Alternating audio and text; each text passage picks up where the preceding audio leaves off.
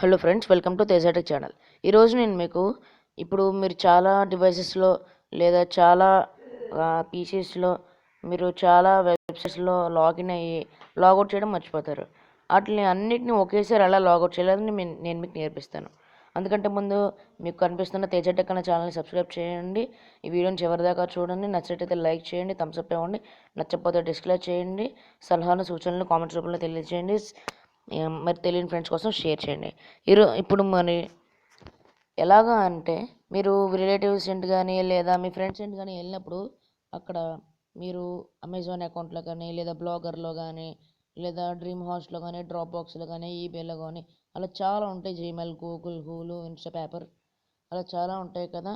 Skype ఇవన్నీ famous.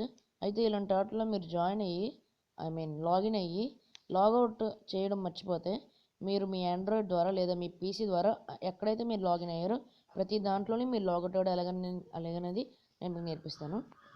ఇప్పుడు మీరు మీ గూగుల్ క్రోమ్లో superlogout.com అని ప్రెస్ చేసి క్లిక్ చేసి గో చేయండి.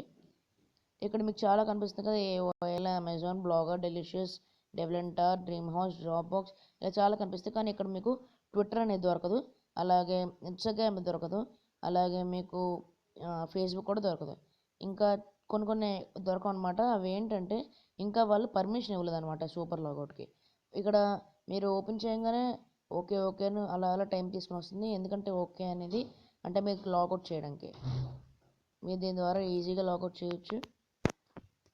Thanks for watching.